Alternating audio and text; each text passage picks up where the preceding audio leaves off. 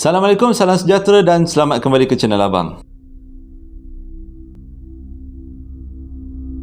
Kalau korang tengok gambar ni, sebenarnya macam tak ada apa-apa je kan? Macam keluarga yang biasa, aman-aman.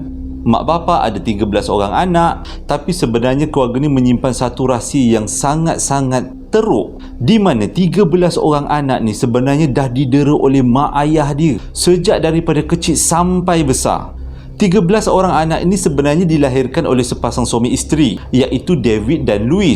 David dan Louis ni dah lama kenal. Waktu mereka mula-mula kenal, umur David 17 tahun dan umur Louis 10 tahun. Pada waktu tu mereka dah bercinta dah. Tapi macam biasa, percintaan tu dilarang, ditentang keras oleh keluarga kedua-dua belah pihak. Ini kerana jarak umur mereka yang terlalu jauh. Tapi mereka tak peduli, bercinta je. Dan akhirnya hubungan mereka direstui, iaitu pada umur David 23 tahun dan Louis berumur 16 tahun, mereka pun berkahwin dan mendirikan rumah tangga. Hasil daripada perkahwinan, mereka dikurniakan dengan 13 orang anak.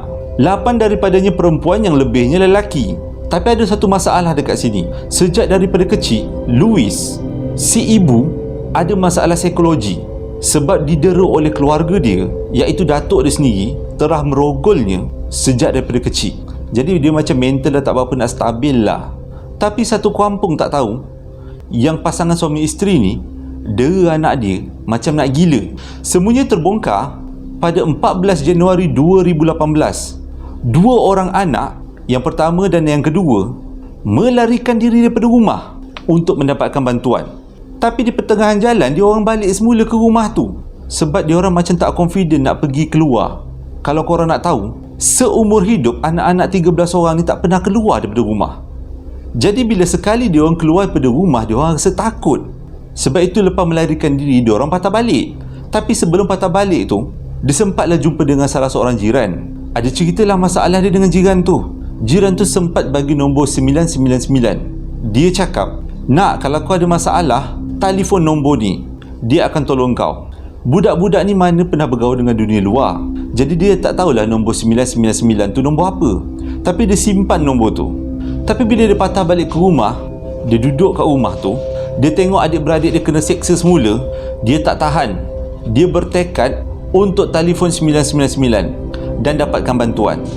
Akhirnya selepas dihubungi 999, dia ceritalah perkara sebenar. Tapi intonasi suara dia macam ya tak ya. Jadi pegawai yang dengar tu, dia rasa macam, ini telefon betul ke telefon olok-olok ni, ataupun ada budak-budak nak main. Pada mulanya pegawai tu macam tak nak datang, sebab dia orang rasa benda ni adalah satu benda yang orang bercanda, budak-budak nak main. Tapi lepas dipikir-fikir, dia orang pun decide lah untuk datang ke rumah tu, sebab dah buat laporan kan. Bila sampai dekat rumah, dia pun ketuk pintu. Pegawai-pegawai ni lah, dia geledah rumah. Korang tahu apa dia jumpa? Diorang jumpa rahsia yang dipendam oleh keluarga ni selama lebih daripada 20 tahun.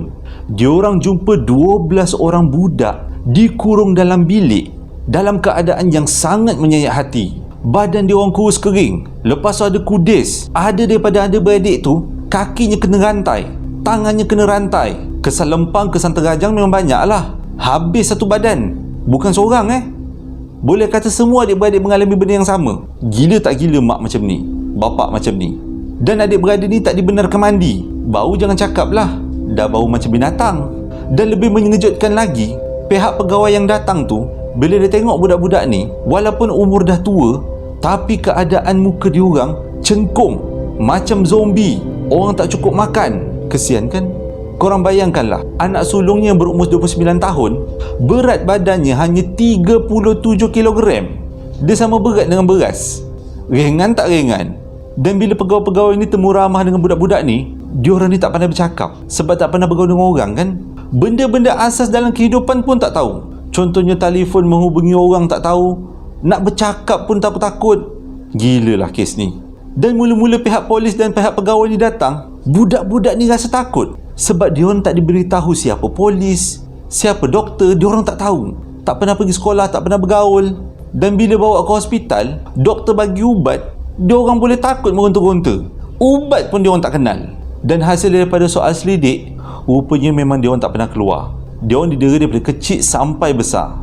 Diorang dipukul, dicekik, dilarang bercakap dengan sesiapa. Memang tak keluar rumah, tak cakap dengan sesiapa kan.